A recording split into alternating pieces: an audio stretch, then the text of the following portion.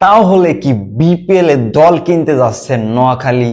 Yes, cricket পাড়ায় এই খবরটা এখন ট্রেন্ডিং এ চলতেছে যে আমাদের ছোটবেলার ড্রিম টিম। মনে আছে যখন আমরা ফেসবুকে লাইভ খেলা দেখতাম, ক্রিকেট খেলা দেখতাম মেইনলি, তখন কমেন্ট আসতো নোয়াখালী বিভাগ চাই। এই ট্রেন্ড হয়তো এখনো চলে, বাট বর্তমান ক্রিকেট নিউজ এটাই হচ্ছে যে নোয়াখালী বিপিএল এর টিম নিতে যাচ্ছে। আরেকটা নিউজ চলতেছে ট্রেন্ডিং এ, সেটা হচ্ছে রাজশাহীতে নাকি বিপিএল ফিরতে যাচ্ছে।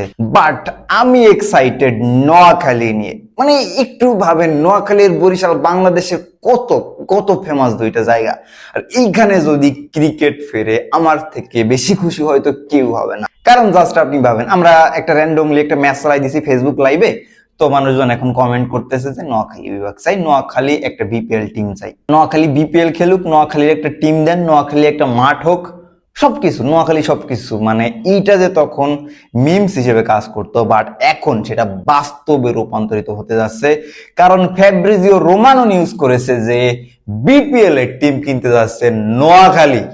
আর একটা সব থেকে বড় নিউজ হচ্ছে রাজশাহীতে বিপিএল ফিরতে যাচ্ছে। আমের দেশ রাজশাহীতে বিপিএল ফিরছে। মনে আছে আমি আবিদ হোসেন সামকে নিয়ে একটা ভিডিও বানিয়েছিলাম যে এই মানুষটাকে বিসিবিতে অনেক দরকার, আর তার ইনভলভের পরে আমরা দেখতে পেয়েছি যে রাজশাহীতে ক্রিকেট ফিরছে ফাইনালি। আর একটা মাস্টার প্ল্যান তাদের কাছে আছে, যেখানে বয়স ভিত্তিক থেকে শুরু করে আমাদের ন্যাশনাল পর্যায়ে একটা মাস্টার প্ল্যানিং চলতেছে। মানে এখন ক্রিকেট ইজ ফাইনালি ব্যাক, আপনি এটা বলতেই পারেন।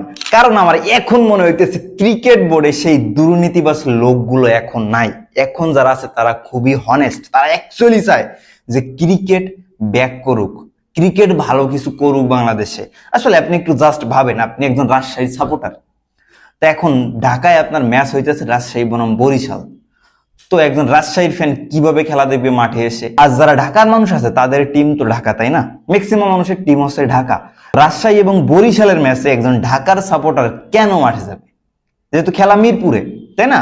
এখন বাংলাদেশ ক্রিকেট বোর্ডের নেতারা ভাবে কি যে আমরা বরিশাল আর খুলনার খেলা দেব মিরপুর মাঠে, মানুষজন ভরে যাবে, খেলাধুলা দেখবে, সেই সাপোর্ট পাবো। বাট না রে ভাই, এইটা বাস্তবে কখনো রূপান্তরিত হবে না।